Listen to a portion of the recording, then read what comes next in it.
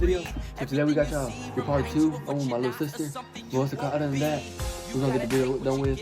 Like I always say, get my views back up, get them back to 200 plus, and we're gonna get this reaction video, this scary video, whatever y'all wanna call it. Don't watch it so long though. That's all I can say. But other than that, let's get started with. Let's go. This happened when I was in my junior year of high school. I was picked as a candidate for a beauty contest, but I didn't know how to sing or do something out of the ordinary. So I decided to dance with two of my friends from class. We planned it in class and agreed to rehearse our choreography immediately. There was an empty house in front of my house that had a caretaker. My mom and the caretaker were friends, so I asked her if I could use one of their empty rooms to rehearse our dance. She agreed, but told us that the electricity doesn't work, so it was best to practice during the daytime. The house was pretty big. It was 3 stories tall with a rooftop. However, this house was unfinished. After class, we all gathered in front of the house. It was around 4 p.m. I brought my laptop to play music, and we practiced for a while, and finally almost memorized it. Then I suggested that we should record our dance using my laptop's camera to see if we were making any mistakes or This look kind of scary. We were having fun with each other while dancing, and we even took pictures. After that, while taking a break, we played our dance video. It was good at first. However, in the middle of us dancing, I was running out. What? They still gonna sit there and just look at their video? like someone was being murdered. Man, hold on. I will run. The same continuous scream was going on and on while it was recording. It was already getting dark outside, and we were in shock that we couldn't even move our bodies at all. We knew that we were the only ones in the room. And of course, we would have stopped our practice if there was someone else there. And furthermore, we did not remember hearing anyone scream continuously.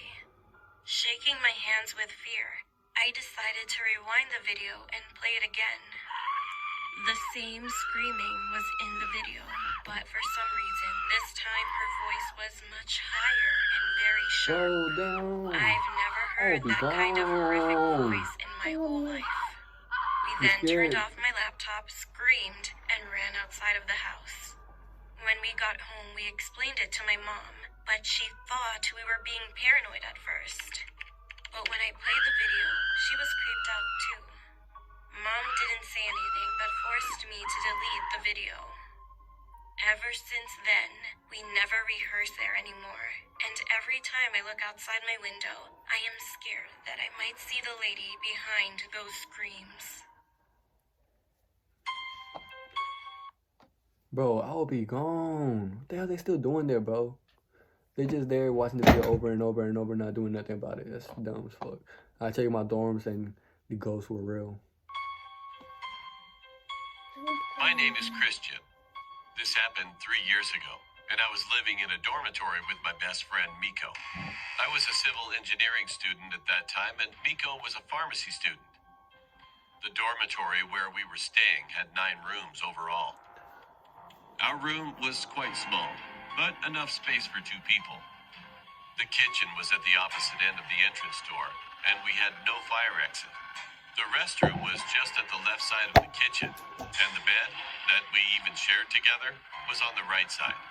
And there was a table in the middle where we used to eat, or make it as a study table.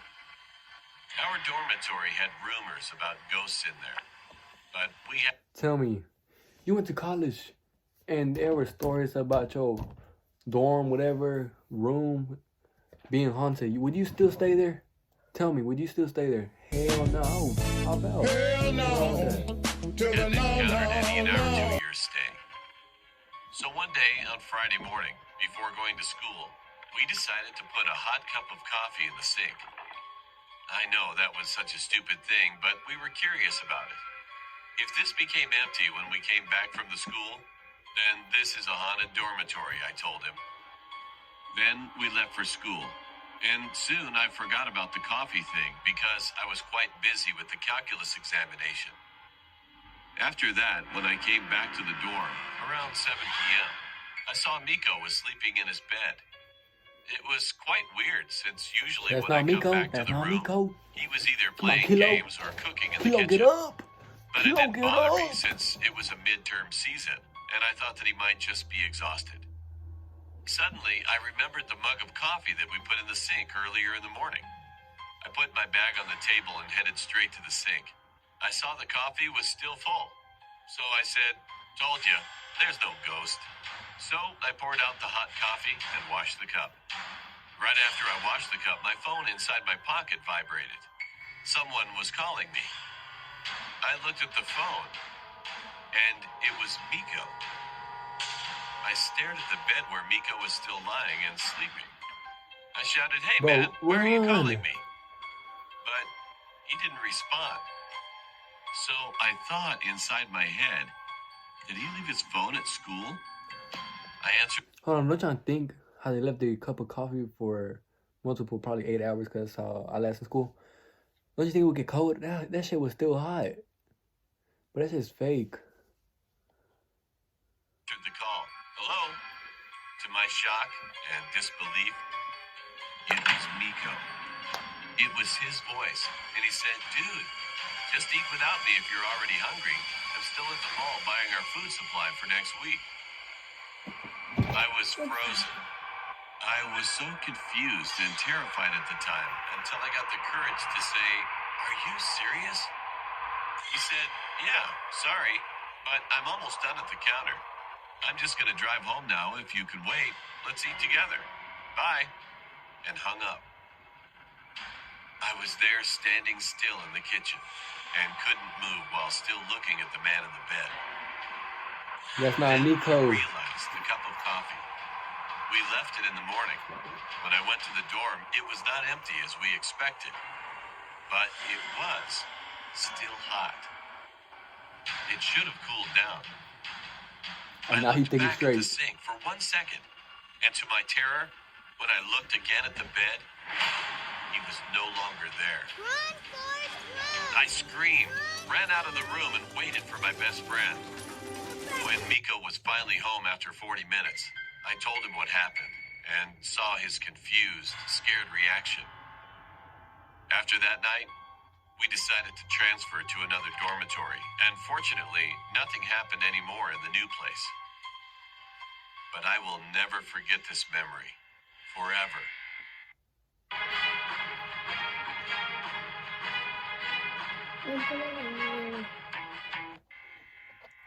So while all this going on, tell me how y'all feel. Tell me what y'all think. Tell me if y'all want more scary videos. Because this shit's scary. Look at her reaction. She's just scared. Better than that, let's see where it goes. But y'all want to know with the lights off or with the light on? Lights off, light on. Lights off, light on. Let's go.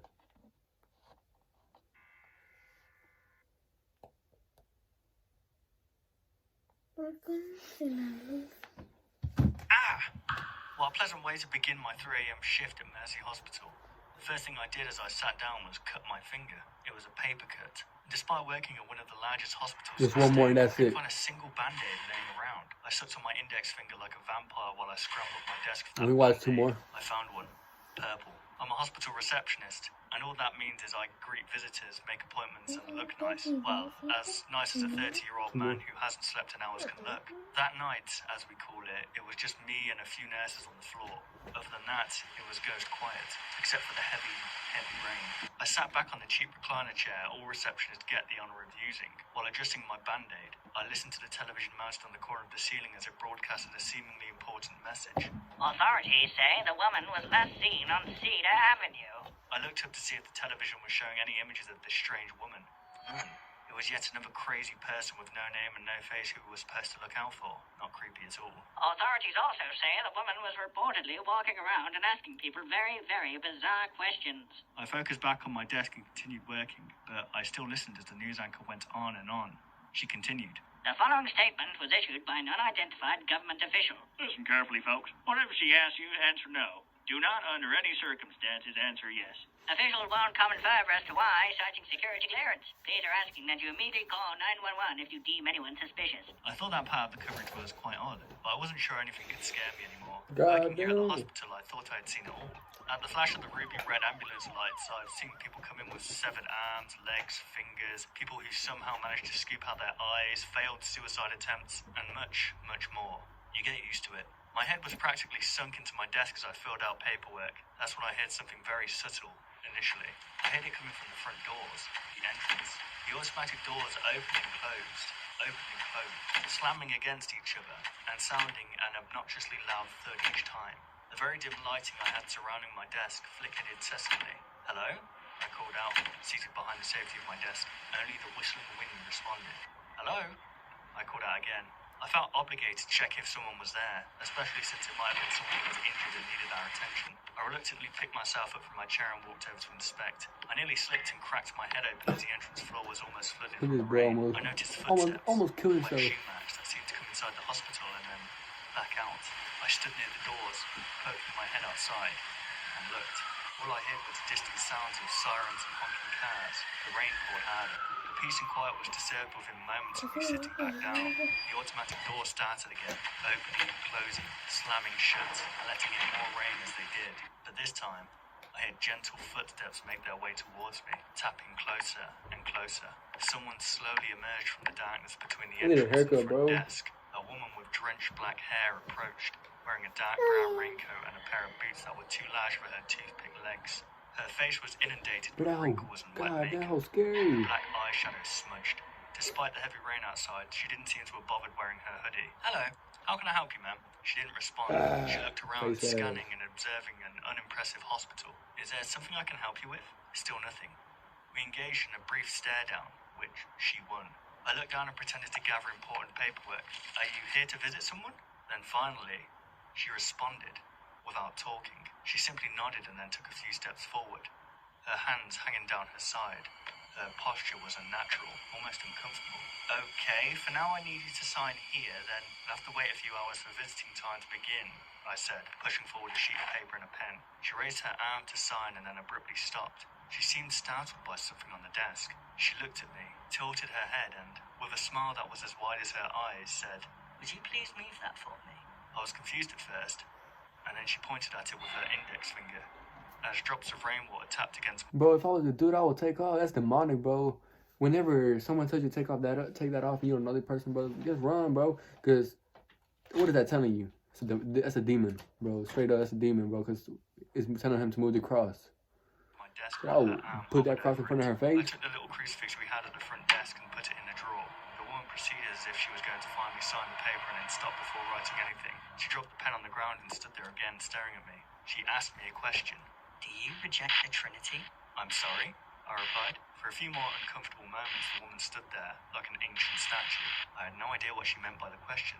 Ma'am, who exactly are you here to see? Family? Friend? What's your relationship with the patient? Before I could finish talking midway through my question, the woman turned around and walked out the door, still smiling and her eyes as wide as I'd ever seen on a person. I went back to work and tried to move on, but her creepy mannerisms were trapped in my mind throughout the night. At around 4 a.m, I spotted one of the children in our hospital walking down the hall. Nina, is that you? I called out. Come on, All the kids Keela. in the hospital knew me. I was proudly considered one of the cooler employees. I let them break the rules. I brought them snacks upstairs and even told them scary stories, despite their predictable regret later on. The nurses would get angry with me every time I held one of my scary story nights. They always had a bunch of bed sheets to change the next morning. I only did these things for the kids when I wasn't busy, when it was a quiet night. And this is one of those uneventful nights, which of course was a good thing. Anyway, it was very odd to see Nina awake at that time, walking down those shadowy halls. She was absolutely terrified of the dark, and yet there she was. Nina, is that you? I squinted my eyes as I walked towards her. Sorry, Matt. She began. I don't want to be there anymore. She had dragged her blue blanket along with her, which was her way of gesturing to us that she wanted to move to another room. The other kids bothering you again? I asked. I took hold of her hand and began walking her back to the elevator. Matt, please, don't make me go back up there. I don't like the new nurse. Bro, it doesn't sound like I bro. stopped walking. What? I said, kneeling to Nina's level. She keeps asking us the same question over and over. I said no so many times. I keep telling her no, but everyone else kept laughing with her and saying yes to her. Please, I don't want to go back up. Nina's words immediately played flashbacks inside my tired, overworked mind. Something about a strange woman going around and asking even stranger questions. I didn't pay enough attention to that broadcast to notice the woman, but even if I had, I thought she'd left the hospital. I ditched the elevator and ran up a flight of daunting stairs, stumbling against each step with all the force I could muster. I probably woke up all those sleeping employees I was Come on, Usain Bolt. I opened the doors to the children's room and couldn't believe my eyes. I checked each room, each one on each floor. I woke up my co-worker nurse and asked about the children. She couldn't find them either. We looked everywhere and put the hospital on lockdown. We set off all possible alarms and other emergency procedures. We didn't find them. All that was left behind were their clothes. But that whole chick didn't be here, bro. Shit's dumb, bro. Yeah, I want to watch this last video. Hit the thumbs up, bro. Hit the thumbs up. But let's see. Let's see. Come on, let's go. There's one last more. This video gonna be long, but stick along. It happened on a Friday night. When I came home from work, I texted my friends and told them to grab a drink with me. But they didn't feel like doing anything this weekend. I'm 24, and all my friends started But they got working shit to too, do, but they don't so want to drink. I understand that they wanted to stay at home, be cozy, and just relax. I was home alone at the time, sitting all by myself. And It's then tough. something just came to my mind. I just wanted to drive somewhere. So I got in the car again and drove for a while. Then I tried to find a spot to park my car to have a smoke. There was an underground parking lot that was placed in a one-way street. It was around You finna smoke a 11:30 blunt? p.m. Even though it was a big city, there wasn't much activity around this area. After smoking, I walked back to the parking lot through the dark, small You better crush streets. that cancer But I stick. was getting anxious and thought to myself, what if someone is following me? I'm out here all alone. So I turned up the pace and reached the parking lot. There was nobody at the parking lot, so I was relieved. But at that very moment, someone behind me shouted loudly. I got the chills and the hairs on the back of my... Man, that nigga got the cancer. I mean, coronavirus. You better take off. My head stood up. Coronavirus ain't gonna be over here. I slowly turned around, and there was this huge guy. Yeah, Mike Tyson. He came to me and started talking. He was talking about how he just came out of prison and that his wife changed the locks on the doors. I noticed that his right hand was in the pocket of his hoodie. I swear I saw the outline of an object in Oh that pocket. shit, man! Take I immediately thought it bro, was a knife. That nigga Crap, gotta take this off, is my not nigga. Come supposed to happen. on, stop I'm being gonna dumb, die in boy. here, I thought to myself. With a quivering voice, I told him very politely that I had to run the graveyard shift at work so that I could leave. And that was when his voice started to change. Man, hell, He like angrily Kelly. said, "No, you have to help me." I reached in my pocket and took out $30. That was the only money I had on me, and I just handed it to him. He took the money, but became angrier and shouted, "Hey, man, is this the only money you've brought?" He took another step and was much closer to me. But what happened next was a miracle. A loud sound came from a door that was shut outside the parking lot. He got distracted and turned his head around, and that Oh is yeah, when I take rushed off. to the Come on, you elevators. sang. It was a separate room which was only accessible to people who parked their cars there, because the door could only be opened with the parking receipt. I got into the elevator safely, but then I heard his loud footsteps behind me. I ran to my car, got in, and started it. I slowly pulled up to the gate, and it opened. Although I could see the guy charging at me when I tried to get out of the parking lot, it was too late for him. I stepped on the gas and drove away as Bro, fast as I that nigga could. got lucky. And it only took me 15 minutes because I was using too much gas. The parking lot wouldn't have made that. Two are Kroger associates from the long hour. So, while this ad goes away, what do y'all think will happen if you're in a place with nobody in it, bro? Tell me, what do you think will happen to you with a prisoner? Bro, your life is gonna be gone, bro. Stop being dumb. Think straight, bro. Nah, bro, that shit dumb, bro. I low-key feel bad, though. I ain't feeling bad to y'all. I mean, that was all. That was the last story. That's how the story ended. But tell me, there's 12 minutes left. I don't know. Yeah, I know. That's a part 3, but I don't know. Y'all let me know. I'll do that later. But other than that, I'll see y'all later. And subscribe if you're new. Subscribe. shout me out, share it to your friends. But other than that, subscribe, like. Man, I don't know how many times I'm gonna say that, but subscribe, like, smash that thumbs button. You gotta get this to over 200 plus views. We'll do part 3 on the 12 horror stories. But other than that, stay motherfucking savage, and I'll see y'all in the next video. I'm gonna start uploading more. I'm gonna try. It's been busy, but other than that, stay motherfucking savage.